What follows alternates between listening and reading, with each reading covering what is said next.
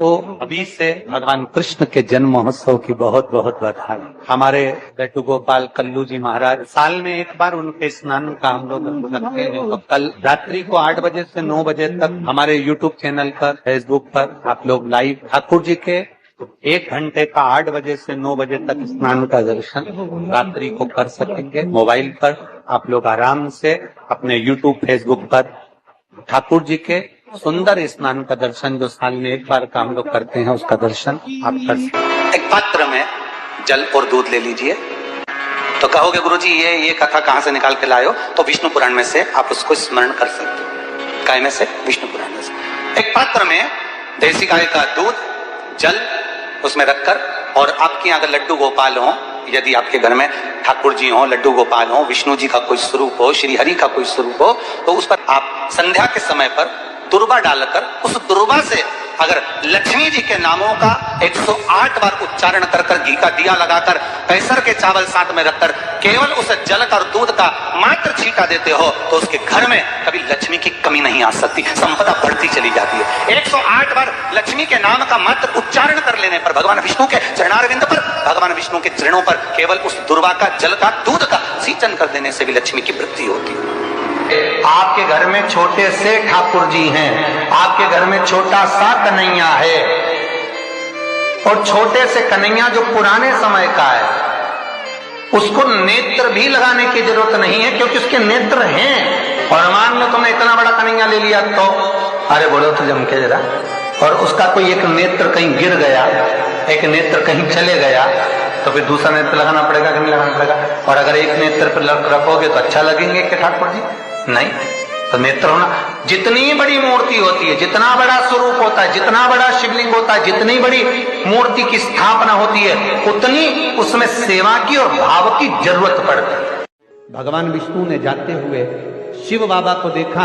शंकर भगवान से, भगवान नारायण ने कहा आप कुछ कहेंगे नहीं? भगवान शंकर कहते हैं नारायण चिंता मत करो, ये बद्रिकाश्रम में जो आएगा चने की दाल चढ़ा कर जाएगा, चने की दाल को मंदिर के पीछे बैठकर ओम नमः शिवाय बोलकर जो नारायण को समर्पित करेगा, उसके मनवांचित फल को मैं 3 महीने में पूरा कर दूंगा, उसके मन की कामना को मैं 3 माह में पूर्ण कर दूंगा। आज भी नियम है, चने की दाल को लेकर जाते हैं, बद्रिकाश्रम के मंदिर के पीछे बैठकर चने की दाल को लेकर ओम नमः शिवाय का जाप करते हैं। 7 बार ओम नमः शिवाय बोलकर चने की दाल वापस घूमकर भगवान विष्णु को समर्पित करी जाती है, तो 3 महीने में मनोकामना पूरी हो जाती है। भगवान की मूर्ति जितनी छोटी होगी उतना सुख देती है, जितनी बड़ी हो जाएगी उतने लाड़ की जरूरत पड़ जाएगी, उतने लाड़ की जरूरत।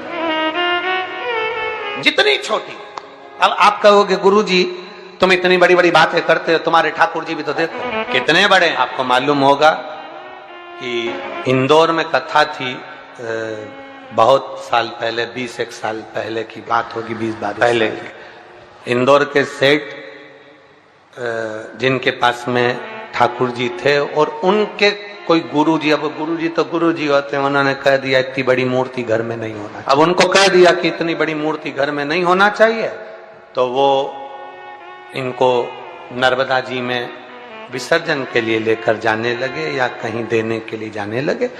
वो हमारे यहाँ कथा में आए थे, तो वो अटैची लेकर आए थे, तो पूछ लिया हमने कि इस अटैची को आप कहाँ ले जा रहे हैं, क्या है इसमें?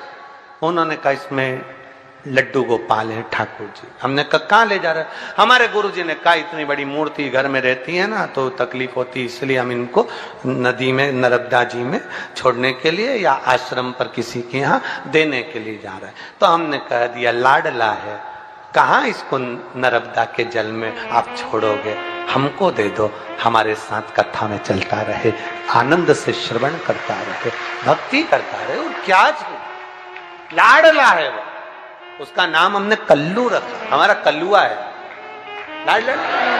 जय हो। सोमवार की अष्टमी पड़, क्या पड़ जाए? सोमवार की, जम के बोलो जरा, अष्टमी। या तो सोमवार की अष्टमी पड़ जाए, या हर महीने शिवरात्रि आती है, हर महीने आती है, या तो सोमवार की अष्टमी पड़ जाए या फिर सोमवार की शिवरात्रि पड़ जाए, हर महीने प्रयास करना।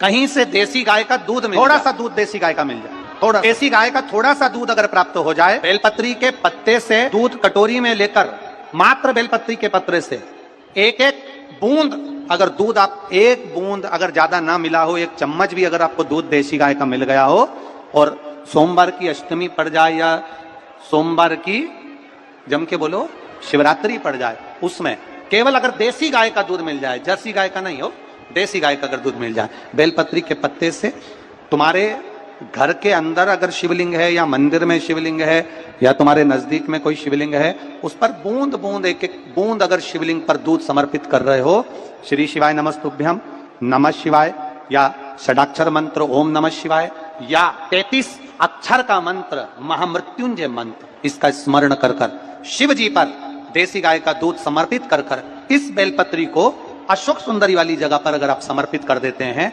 फिर आप जिस भी चीज के लिए अप्लाई करें, मेरा देवाधिदेव महादेव आपका हाथ पकड़कर खींचकर आगे बढ़ा ही दे। मेहनत करना, कर्म पूरा करना, पढ़ाई अच्छी करना, और पढ़ाई के साथ में विद्या अध्ययन करने के साथ में अच्छी मेहनत के साथ में देसी गाय का दूध भगवान शंकर को समर्पित करना, भगवान शंकर को समर्पित करना। देसी गाय का दूध धीरे धीरे धीरे धीरे समर्पित भावों के साथ देसी गाय का दूध एक एक बूंद धीरे धीरे समर्पित करो। और देसी गाय का दूध जब धीरे धीरे समर्पित करें, बड़े रास्ते से आनंद से धीरे धीरे जब आप समर्पित करेंगे, बेलपत्री वही दूध में सनी हुई बेलपत्र अशोक सुंदरी वाली जगह पर, उस समय पर डंडी का भाग शिवलिंग की ओर नहीं होना चाहिए, उस समय पर डंडी का भाग जहां से पानी बहकर जाता है अशोक सुंदरी की ओर से, वहां पर होना चाहिए। कार्य में सफलता मिलती ही है। शिव तत्व को धारण करें। सोमवार की अष्टमी का मतलब आपको इंदौर की कथा में बताया था, जिस दिन शंकर और पार्वती के मिलन का दिवस, और केवल एक माता पार्वती के अकेले मिलन का नहीं, 64 योगनिया तक भगवान शंकर से मिलने के लिए पीला चंदन लगा लेना। कितना लगाना है? बीच वाला जो पत्ता है उस पर पीला चंदन। जब आपको लगे कि मेरा जीवन बहुत कष्टमय, अब ये रोग, अब ये कष्ट दूर ही नहीं हो रहा, अब ये आए दिन तकलीफ पर तकलीफ बढ़ती जा रही है, आए दिन रोग बीमारी, पैसा घर में बच नहीं रहा, बहुत कष्टमय जीवन है, इसमें लगाओ पीला चंदन बेलपत्री की बीच महाराज। और बीच पत्ती पर जब चंदन लग जाए, लगने के बाद में ये दोनों पत्ती पर लाल चंदन लगा लीजिए। इन दोनों पत्ती के बीच में जो डंडी का भाग होता है, आपको कहा था, आपको स्मरण में होगा शायद, हमने जब बेलपत्री की महत्वता बताई थी तो उस बेलपत्री की महत्वता में कहा था ब्रह्मा विष्णु महेश ये 3 हैं, बोला था। बीच में ये बड़ी पत्ती से लेकर जो 2 पत्तियां होती हैं, इनके बीच में जो जगह बचती है, इसमें मां पार्वती के 64 योगनिया, मां पार्वती अपनी पूर्ण सिद्धि के साथ में जितनी भी देवी के स्वरूप हैं, वो माता 64 योगनिया देवी के स्वरूप में यहां पर विराजमान होती है। 2 पत्ती के नीचे से जो डंडी होती है नीचे तक, ये पूरी डंडी में 33 कोटि देवी देवताओं विराजमान होते हैं इस पूरी डंडी के अंदर। तो जो बीच वाली पत्ती है, ये जो बीच वाली पत्ती का जो भाग होता है, इस पत्ती के भाग में शहद का प्रयोग कर कर, यहां पीला चंदन, लाल चंदन, शहद का प्रयोग कर कर, इसी तरह से पकड़कर ये बेलपत्री की जो डंडी है वो अशोक सुंदरी पर जब आप समर्पित करें, तो जहां से जल बहता है उस ओर पर इस पत्ती को चढ़ाकर केवल आपके हृदय की बात कहकर देवाधिदेव महादेव से कोई भी शिव जी का मंत्र, पंचाक्षर नमः शिवाय, षडाक्षर ओम नमः शिवाय, श्री शिवाय नमस्तुभ्यम, या महामृत्युंजय मंत्र, जो शिव का मंत्र हो आपके पास में, उसको बोलते हुए देवाधिदेव महादेव को धीरे धीरे जल की धार चढ़ाना प्रारंभ करो। जल की धार जब पूर्ण होने लगे, उसमें थोड़ा जल बचे, तब अशोक सुंदरी पर जो तुमने बेलपत्र चढ़ाई है वहां उस जलधार को चढ़ा। ये प्रयोग आपको केवल सोमवार की अष्टमी पढ़ने पर ही करना है। कौन से दिन करेंगे? जम के बोलिए जरा। सोमवार की अष्टमी पढ़ने पर यह प्रयोग करें, और जल चढ़ाकर बाबा से विनती कर कर उसी बेलपत्र को वापस उठाकर कहीं जलाशय में या किसी पेड़ के नीचे विसर्जन कर दें, और 1 लोटा जल वहां भी चढ़ा दें। बस निवेदन कर कर आ जाइए, मेरा बाबा 3 माह के अंदर हाथ जरूर पकड़ेगा और आपको दलदल से बाहर निकाल देगा। हमें बताया था जिस दिन शंकर और पार्वती के मिलन, और केवल एक माता पार्वती के अकेले मिलन का नहीं, 64 योगनिया तक भगवान शंकर से मिलने के लिए चंदन लगाना। कितना लगाना है? बीच वाला जो पत्ता है उस पर पीला चंदन। जब आपको लगे कि मेरा जीवन बहुत कष्ट, अब ये रोग, अब ये कष्ट दूर ही नहीं हो रहा, अब ये आए दिन तकलीफ पर तकलीफ बढ़ती जा रही है, आए दिन रोग बीमारी, पैसा घर में बच नहीं रहा, बहुत कष्टमय जीवन है, इसमें लगाओ पीला चंदन बेलपत्री की। और बीच पत्ती पर जब चंदन लग जाए, लगने के बाद में ये दोनों पत्ती पर लाल चंदन लगा लीजिए। इन दोनों पत्ती के बीच में जो डंडी का भाग होता है, आपको कहा था, आपको स्मरण में होगा शायद, हमने जब बेलपत्री की महत्वता बताई थी तो उस बेलपत्री की महत्वता में कहा था ब्रह्मा विष्णु महेश ये 3 हैं। बोला था। बीच में ये बड़ी पत्ती से लेकर जो 2 पत्तियां होती हैं, इनके बीच में जो जगह बचती है, इसमें माँ पार्वती के 64 योगनियां, माँ पार्वती अपनी पूर्ण सिद्धि के साथ में जितनी भी देवी के स्वरूप में, वो माता 64 योगनियां देवी के स्वरूप में यहाँ पर विराजमान होती है। 2 पत्ती के नीचे से जो डंडी होती है नीचे तक, ये पूरी डंडी में 33 कोटि देवी देवताओं विराजमान होते हैं इस पूरी डंडी के अंदर। तो जो बीच वाली पत्ती है, ये जो बीच वाली पत्ती का जो भाग होता है, इस पत्ती के भाग में शहद का प्रयोग कर यहाँ पीला चंदन, लाल चंदन, शहद का प्रयोग कर इसी तरह से पकड़कर ये बेलपत्री की जो डंडी है वो अशुक सुंदरी पर जब आप समर्पित करें तो जहां से जल बहता है उस ओर पर इस पत्ती को चढ़ाकर केवल आपके हृदय की बात कहकर देवाधिदेव महादेव से कोई भी शिव जी का मंत्र, पंचाक्षर, नमः शिवाय, षडाक्षर, ओम नमः शिवाय, श्री शिवाय नमस्तुभ्यम, या महामृत्युंजय मंत्र, जो शिव का मंत्र हो आपके पास में, उसको बोलते हुए देवाधिदेव महादेव को धीरे धीरे जल की धार चढ़ाना प्रारंभ करो। जल की धार जब पूर्ण होने लगे, उसमें थोड़ा जल बचे, तब अशोक सुंदरी पर जो तुमने बेलपत्र चढ़ाई है वहां उस जलधार को चढ़ा। ये प्रयोग आपको केवल सोमवार की अष्टमी पढ़ने पर ही करना है। कौन से दिन करेंगे? जम के बोलिए जरा।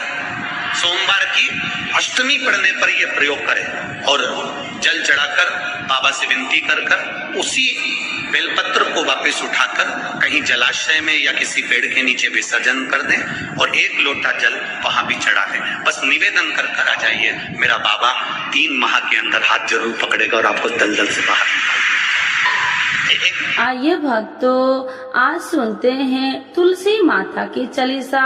यह चालीसा सुनने से होती है हर रोगों से मुक्ति, मिलती है सुख समृद्धि का आशीर्वाद। तो एक बार बोलिए प्रेम से विष्णु भगवान की जय, तुलसी माता की जय, भगवती माता की जय। श्री तुलसी महारानी करो विनय सिरनाय, जो मम हो संकट विकट दीजे मात नसाय। नमो नमो तुलसी महारानी, महिमा अमित न जाए बखानी। दियो विष्णु तुमको सम्माना, जग में छायो सुयस महाना। विष्णु प्रिय जय जयंती भवानी, तिहु लोक की हो सुख खानी। भगवत पूजा करे जो कोई, बिना तुम्हारे सफल न हो। जिन घर तब नहीं होए निवासा, उस पर करे विष्णु नहीं वासा।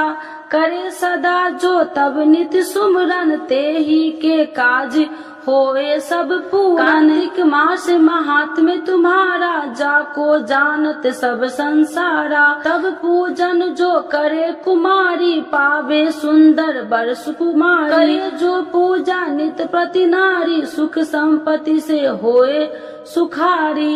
वृद्धा नारी करे जो पूजन, मिले भक्ति होवे पुलकित मन। श्रद्धा से पूजे जो कोई, भव निधि से तर जावे सोई। कथा भागवत यज्ञ करावे, तुम बिन नहीं सफलता पावे। छायो तब प्रताप जग भारी, ध्यावत तुम्हि सकल चितधारी। तुम्हि मात यत्र तंत्र में, सकल काज सीधे होवे क्षण में। औषधि रूप आप हो माता, सब जग में तब यश विख्याता। देव ऋषि मुनि और तपधारी, करत सदा तब जय जयकारी। वेद पुराणन तब यश ज्ञाया, महिमा अगम पार नहीं पाया। नमो नमो जय सुख कारिणी, नमो नमो जय दुख निवारिणी। नमो नमो सुख संपत्ति देनी, नमो नमो अख काटन छेनी। नमो नमो भक्तन दुख हरनी, नमो नमो दुष्टन मद छेनी। नमो नमो भव पार उतारिणी, नमो नमो परलोक सुधारिणी। नमो नमो निज भक्तन उबारिणी, नमो नमो जन काज सवारिणी। नमो नमो जय कुमति नशावनी, नमो नमो सब सुख उपजावनी।